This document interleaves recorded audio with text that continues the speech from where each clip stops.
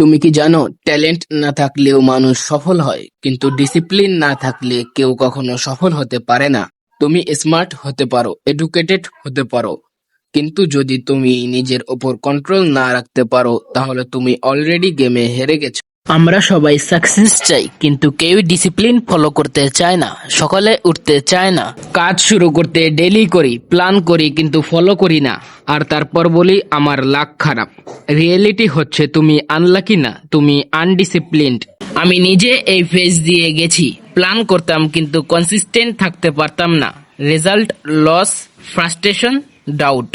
শুনতে খারাপ লাগবে, কিন্তু সত্যি কথা হলো ডিসিপ্লিন ছাড়া সাকসেস লিটারেলি ইম্পসিবল। কারণ মোটিভেশন টেম্পোরারি, তুমি আজ মোটিভেটেড, কাল শেষ।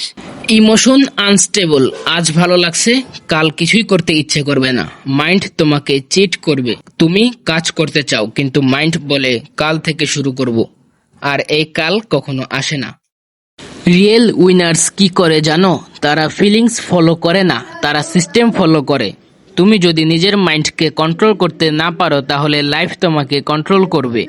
এখন কোশ্চেন, কিভাবে ডিসিপ্লিন বিল্ড করব? Number 1, start small.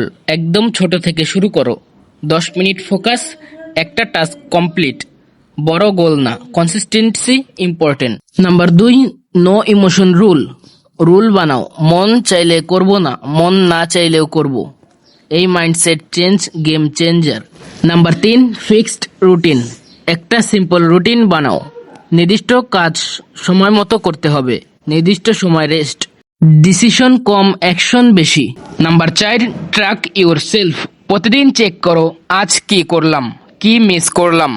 Awareness improvement. Number 5, pain accept করো।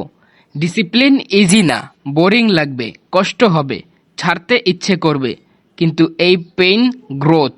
শেষ একটা কথা, সাকসেসফুল মানুষরা স্পেশাল না, তারা শুধু ডিসিপ্লিনড। তুমি আজ যদি কন্ট্রোল না নাও, তাহলে 1 বছর পর তুমি একই জায়গায় থাকবে। কিন্তু যদি আজ শুরু করো, তাহলে ফিউচারে তোমার হাতেই তোমার লাইফ থাকবে। তুমি যা করো ডেইলি, সেটাই তোমার ফিউচার বানায়। Start today, no excuse. ভিডিওটি দেখে আপনার কোনো উপকারে আসবে না যদি আপনি ডিসিপ্লিনড না হন। তো দেখা হবে পরের ভিডিওতে। ততক্ষণ চ্যানেলটি সাবস্ক্রাইব করতে ভুলবেন না। ভালো থাকবেন, আল্লাহ হাফেজ।